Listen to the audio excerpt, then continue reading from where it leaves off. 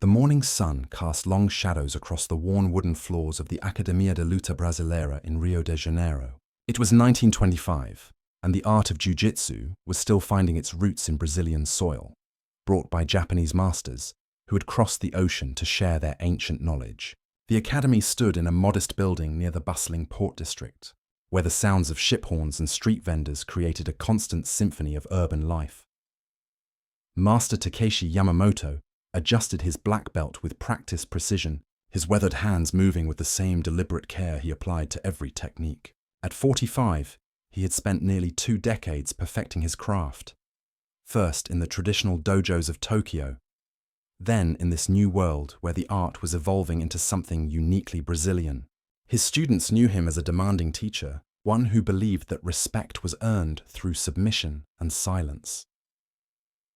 The academy's wooden walls were adorned with simple photographs of techniques and a single portrait of Jigoro Kano, the founder of modern judo. The training area was sparse but functional, with thick cotton mats covering the floor and windows that allowed natural light to illuminate the space. This was not a place of luxury, but of dedication and sweat. Carlos Mendoza arrived early that Tuesday morning, as he had every day for the past 3 years. At 28, he wore his brown belt with quiet pride, knowing it represented countless hours of training, countless submissions endured, and a deep understanding of the gentle art that went beyond mere physical technique. His calloused hands and scarred knuckles told the story of a man who had earned his rank through perseverance rather than natural talent. The other students began filtering in as the clock approached 8. There was Roberto, a stocky construction worker whose powerful grip made him formidable in close combat. Miguel, a young bank clerk who compensated for his slight build with exceptional speed and timing. Francisco, whose family owned a small coffee plantation outside the city and who trained whenever business brought him to. Rio. Each man carried himself with the particular combination of humility and confidence that came from regular testing against resisting opponents. Master Yamamoto called the class to attention with a single clap of his hands. The students formed neat lines, kneeling in seiza position as they had been taught. The ritual was important, a bridge between the ancient traditions of Japan and the emerging culture of Brazilian martial arts. Today, we practice submissions from guard position, Yamamoto announced in his accented Portuguese, his voice carrying the weight of absolute authority.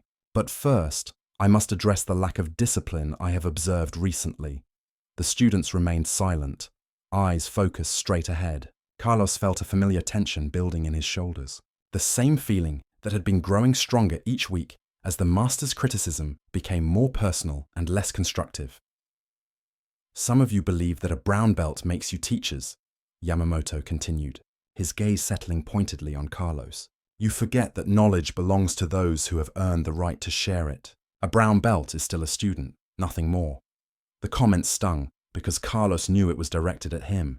The previous week, he had helped a newer student understand a particularly complex transition, offering gentle guidance when the young man seemed frustrated. It had been a natural impulse, born from his genuine love of the art and desire to help others succeed. Yamamoto began the technical instruction, demonstrating a triangle choke from closed guard. His movements were precise and economical, each adjustment serving a specific purpose. The students watched intently, knowing they would be expected to replicate the technique exactly as shown. Partner practice, Yamamoto commanded. Brown belt with white belt, show proper technique. Carlos found himself paired with Joel, a 19-year-old who had been training for only 6 months. The young man was eager but unrefined, his movements still carrying the stiffness of someone learning to trust his body in unfamiliar positions.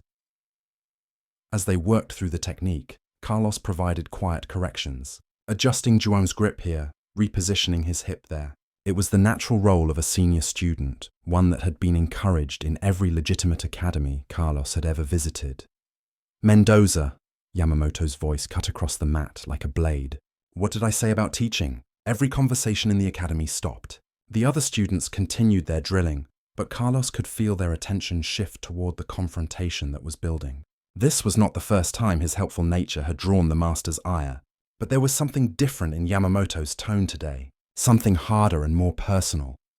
I was only helping my partner understand the position, Master, Carlos replied carefully, maintaining the respectful tone that was expected in the academy.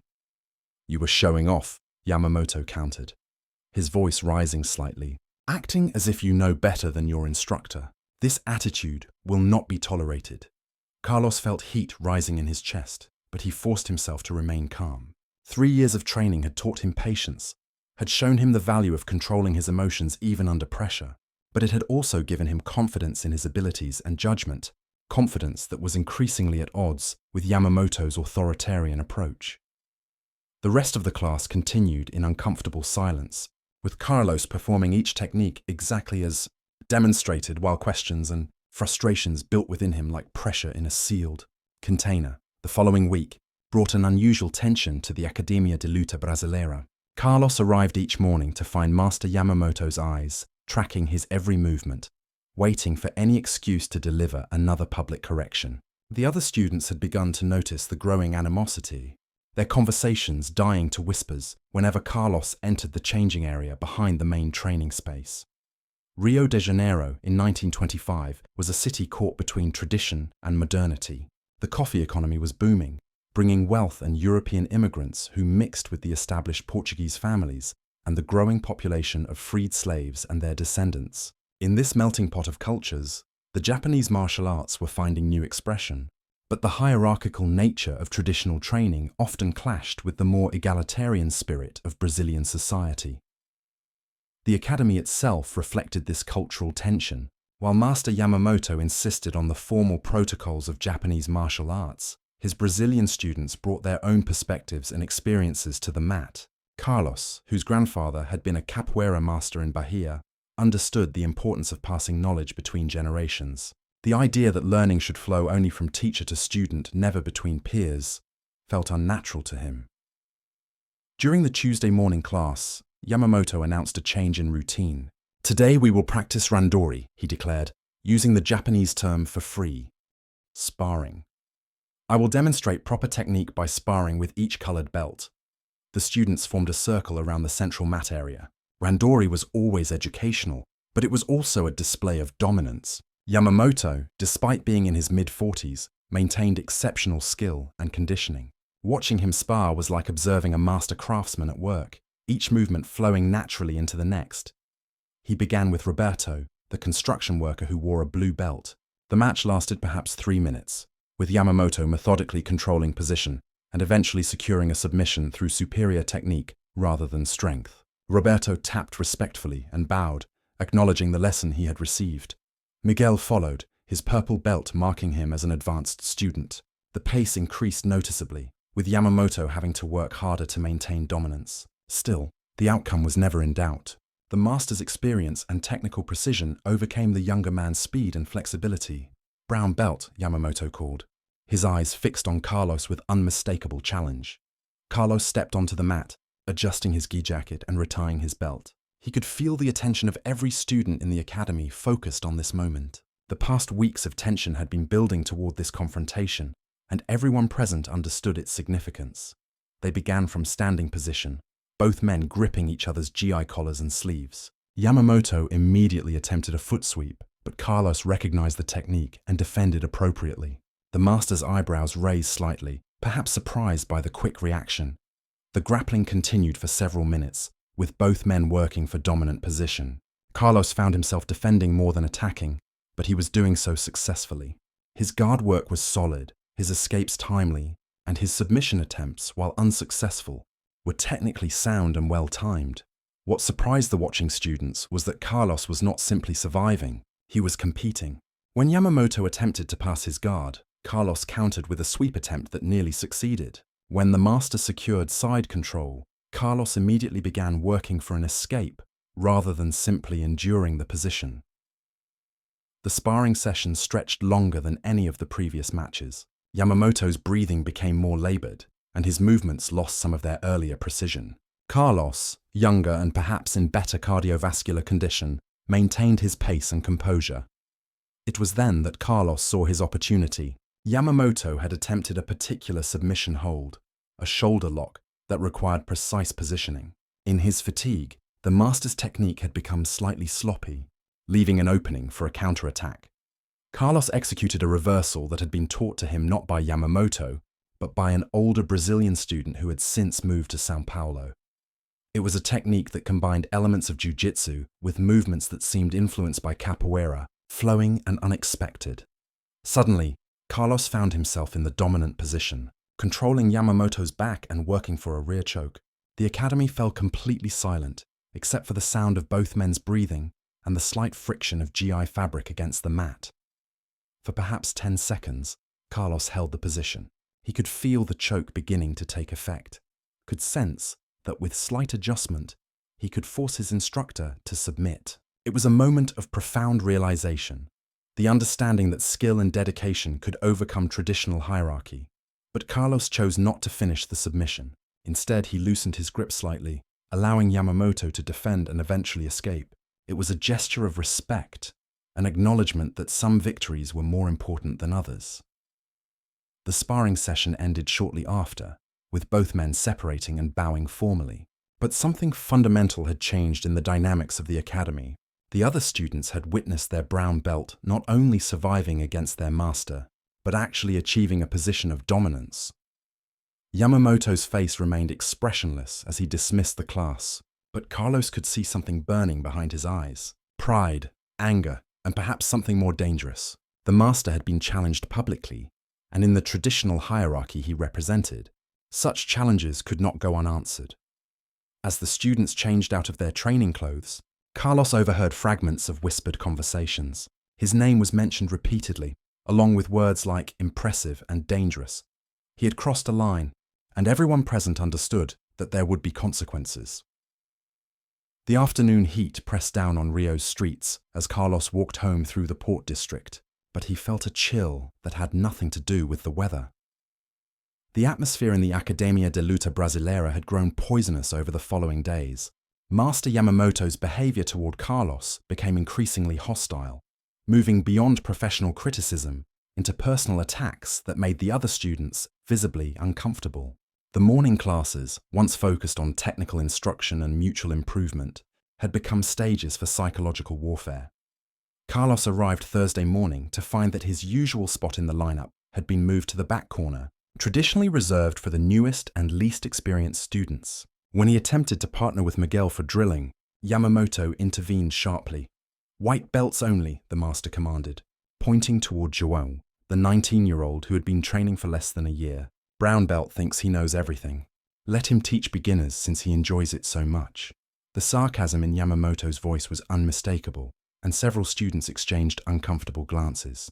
This was no longer about maintaining discipline or upholding tradition. It had become personal vendetta disguised as instruction. During technique demonstration, Yamamoto called Carlos forward to serve as the demonstration partner. What followed was a series of applications that went well beyond what was necessary to show proper form. Each throw was executed with excessive force, each joint lock applied with pressure that bordered on dangerous. "You see?" Yamamoto announced to the class as he cranked Carlos's arm in a kimura hold. "Proper technique requires complete control. Some students think they can resist instruction." He increased the pressure until Carlos was forced to tap frantically to avoid injury. Roberto and Miguel watched with growing concern. They had known Carlos for years and recognized him as one of the most dedicated and respectful students in the academy. His willingness to help newer students and his genuine passion for the art had made him popular among his training partners. What they were witnessing felt like abuse rather than instruction. The breaking point came during the following Tuesday's class. Yamamoto had been demonstrating a particularly complex series of transitions from guard position, and several students were struggling to understand the timing required for the technique to work effectively.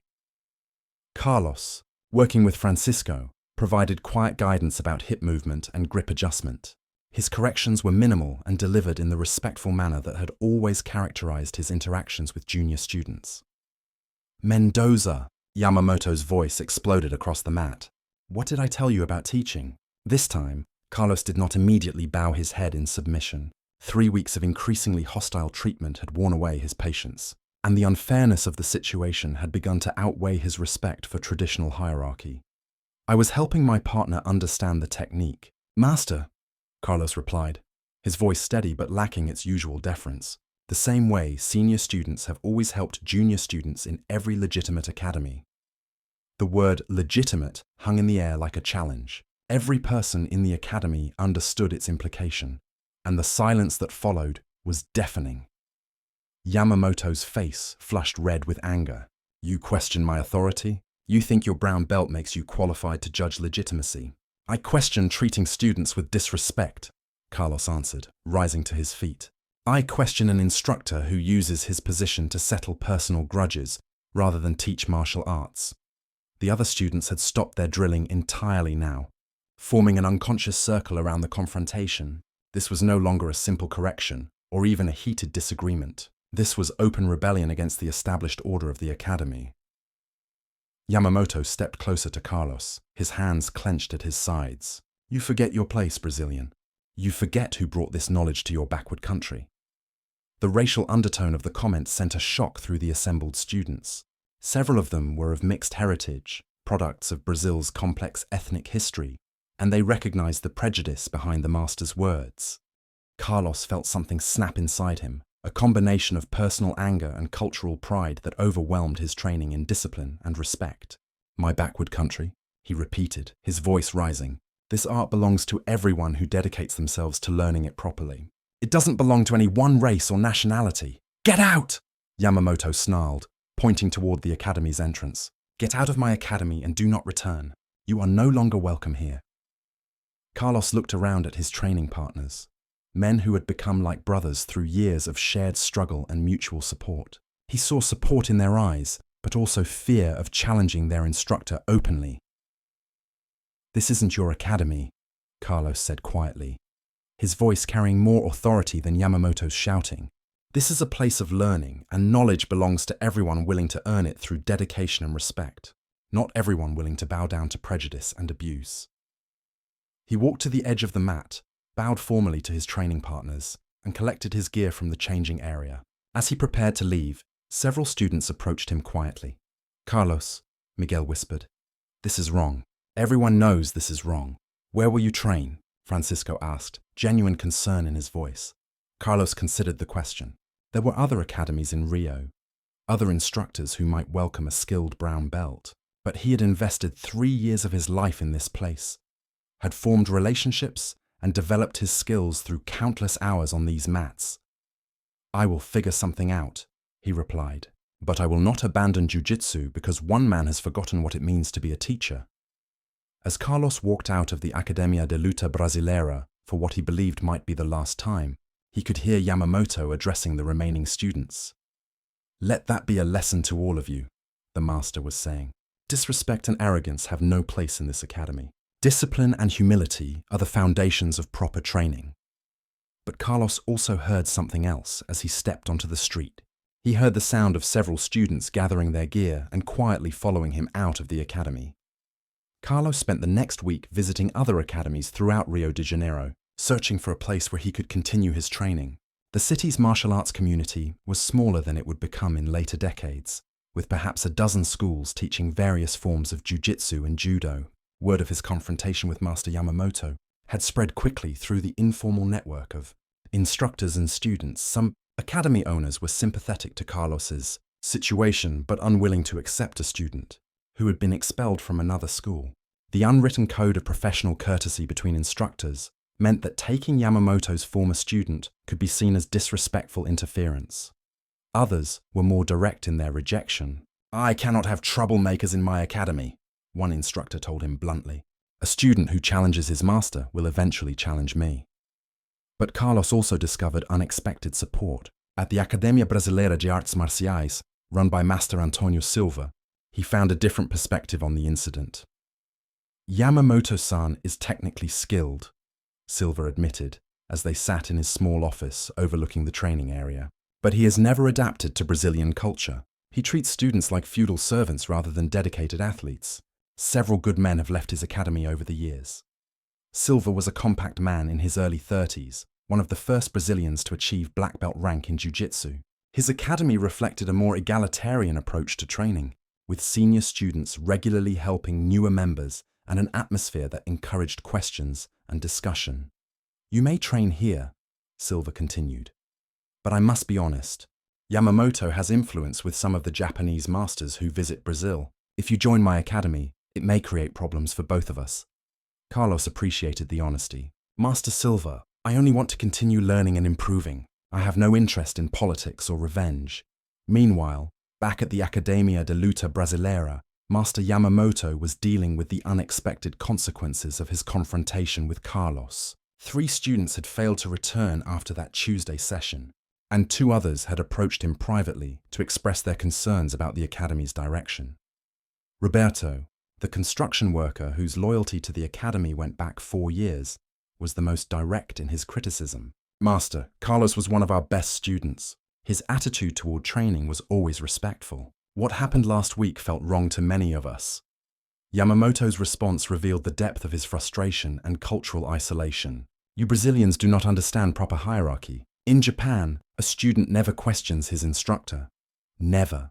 This lack of discipline is why your country remains backward in so many ways. The comment alienated Roberto completely, and he decided to leave the academy that same day.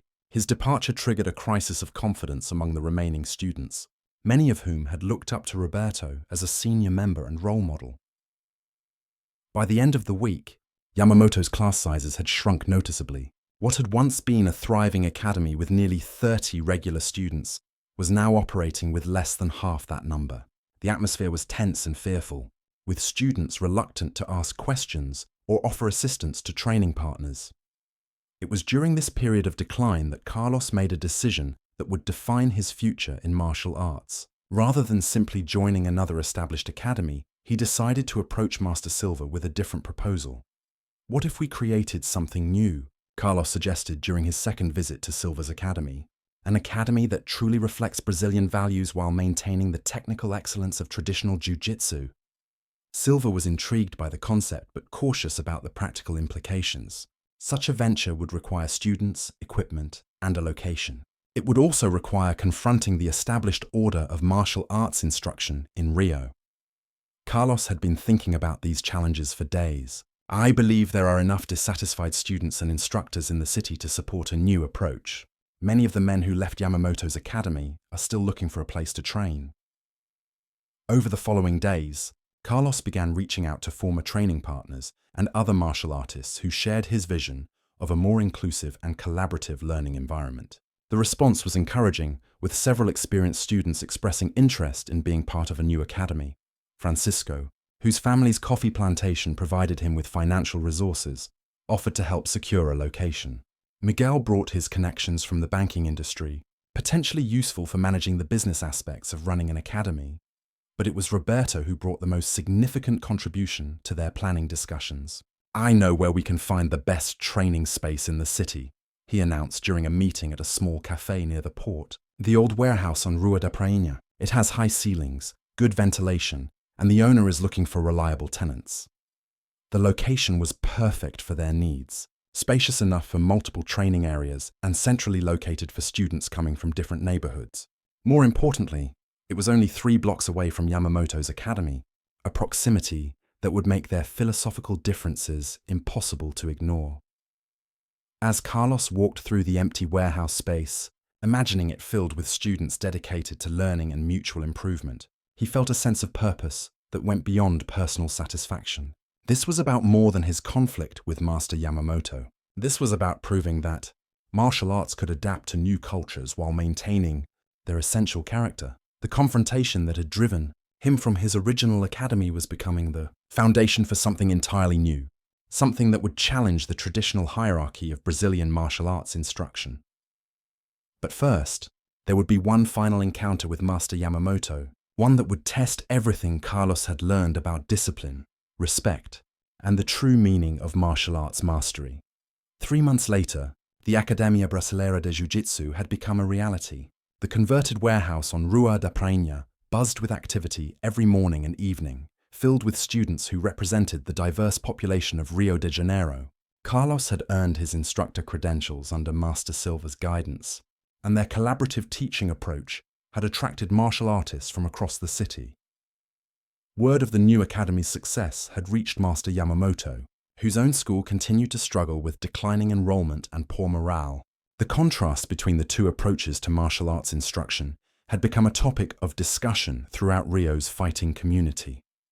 On a humid Tuesday morning in April 1926, Carlos was leading the advanced class through technical drilling when João, his former training partner from Yamamoto's academy, appeared in the doorway. The young man looked nervous but determined as he approached the edge of the mat. "Professor Carlos," João said formally, using the title of respect that Brazilian students had begun applying to their instructors. "I would like to request permission to train here." Carlos smiled and gestured for João to join the class. "You are always welcome here, my friend. We have much to learn from each other." It was then that Carlos noticed a familiar figure standing in the shadows near the academy's entrance. Master Yamamoto had followed his former student to observe the training session, his expression unreadable as he watched Carlos' instruction methods. The class continued normally, with Carlos demonstrating techniques while encouraging questions and peer-to-peer instruction among the students. The atmosphere was relaxed but focused, with an obvious sense of mutual respect between instructor and students. After the formal class ended, Carlos approached Yamamoto, bowing respectfully despite their history. "Master Yamamoto, you are welcome to observe our training anytime." The older man stepped fully into the academy space, his eyes taking in the clean facilities, the diverse group of students, and the obvious enthusiasm for learning that characterized the environment. "Your students show good technique," Yamamoto admitted grudgingly. "But technique without proper discipline leads to chaos." "Discipline comes from understanding and commitment," Carlos replied calmly, "not from fear and submission. My students respect the art because they understand its value, not because they are afraid to question."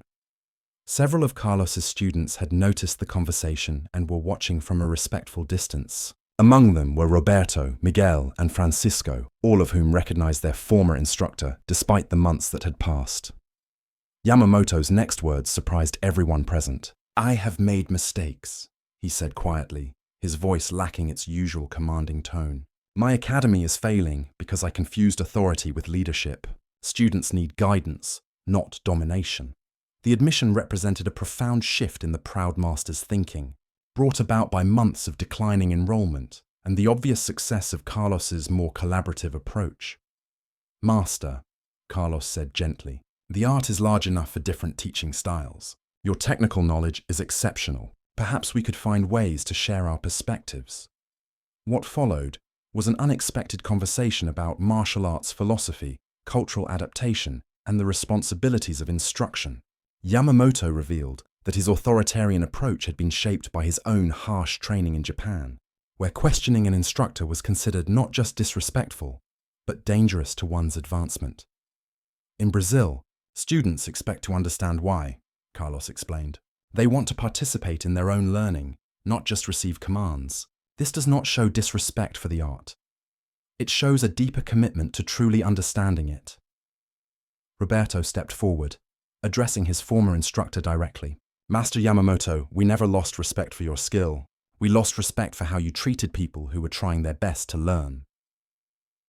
The conversation continued for nearly an hour, with other students gradually joining the discussion. What emerged was a mutual recognition that martial arts instruction needed to adapt to local culture while maintaining its essential principles of discipline, respect, and continuous improvement. By the end of their talk, Yamamoto had made an unexpected proposal. "Perhaps I could visit occasionally to share technical knowledge with your advanced students. In exchange, I would like to observe your teaching methods." Carlos agreed immediately, recognizing the value of Yamamoto's expertise while maintaining the inclusive culture he had worked to create. In the months that followed, the relationship between the two academies evolved into something unprecedented in Rio's martial arts community. Students began training at both locations, learning traditional techniques from Yamamoto, while developing their understanding of application and adaptation under Carlos's guidance. The rivalry that had begun with personal conflict and cultural misunderstanding transformed into a productive collaboration that strengthened both schools. Yamamoto's academy began incorporating more interactive instruction methods, while Carlos's students gained access to advanced traditional techniques. Years later, as Brazilian Jiu-Jitsu developed into a distinct martial art that would eventually spread throughout the world, both men would be remembered as important contributors to its early development. Yamamoto for preserving technical excellence and traditional values, Carlos for insisting that respect and discipline could coexist with questioning and collaborative learning. The confrontation that had threatened to destroy careers and divide the community ultimately became the foundation for a more mature and inclusive approach to martial arts instruction, one that honored both tradition and innovation. The true victory had not been achieved through submission or domination, but through the recognition that strength comes from adaptation, understanding, and the wisdom to learn from conflict rather than simply win it.